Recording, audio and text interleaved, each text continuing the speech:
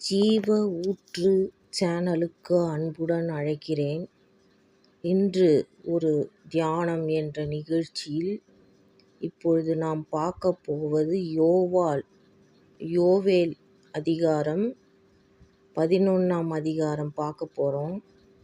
இதில் இஸ்ரவேல் இளைஞனாய் இருந்தபோது நான் அவனை நேசித்தேன், எகிப்திலிருந்து என்னுடைய குமாரனை வரவழைத்தேன் அப்படின்ட்டு சொல்லியிருக்கிறார். எப்பயுமே பழைய ஏற்பாட்டில் ஒரு வசனம் சொல்கிறாருன்னா அது ஒரு பூர்வீகமாக நடந்த விஷயத்த சொல்கிற மாதிரி தான் இருக்கும். இஸ்ரவேலிலிருந்து தான் இளைஞனாக இருந்தபோது அவரை அந்த ஜனங்களை கர்த்தர் ரொம்ப நேசிக்கிறார்.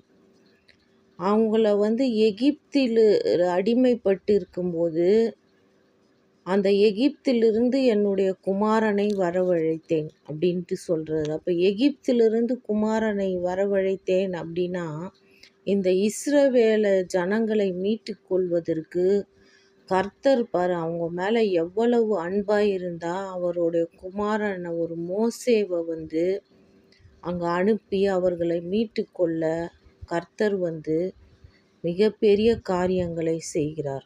அதே பாருங்கள், 2வது வசனம் பாருங்கள். அவர்கள் தங்களை அழைக்கிறவர்களின் முகத்துக்கு விலகி போய்விட்டார்கள், பாகால்களுக்கு பலியிட்டு விக்கிரகங்களுக்கு தூபம் காட்டினார்கள். அவர் திருப்பி திருப்பி அன்பால் மக்களை அழைக்கிறாங்க. ஆனால் அவர் அன்பை தேவனுடைய அன்பை அவங்க நினைக்காம திருப்பி திருப்பி அவங்க என்ன பண்ணுறாங்க, ஆட்டம் பாட்டம் கொண்டாட்டம், ஏதோ பாகால் பலி இப்படிலாம் செலுத்துகிறாங்க. 3ஆம் அதிகாரம் பார்த்தா, நான் எப்பிராயிமை கைப்பிடித்து நடக்க பழக்கினேன், ஆனாலும் நான் தங்களை குணமாக்கிறேன் என்று அறியாமற் போனார்கள். அவர்கள் சின்ன குழந்தைய எப்படி கைப்பிடித்து நடக்க பழகினாரோ அதே போல தான் அவர் கொஞ்சம் கொஞ்சமாக குணமாக்கி நம்மளை ஒரு நல்ல தேசத்துக்கு கொண்டு போகிறாருன்னு அவங்க எதுவுமே பார்க்காம அவங்க ஒரு நன்றி கெட்டவர்களாக வாழ்ந்தார்கள் அப்படின்ட்டு சொல்லப்படுகிறது.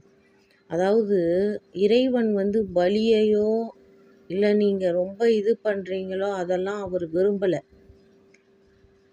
தேவன் என்ன ஒரு பூரண அன்பு.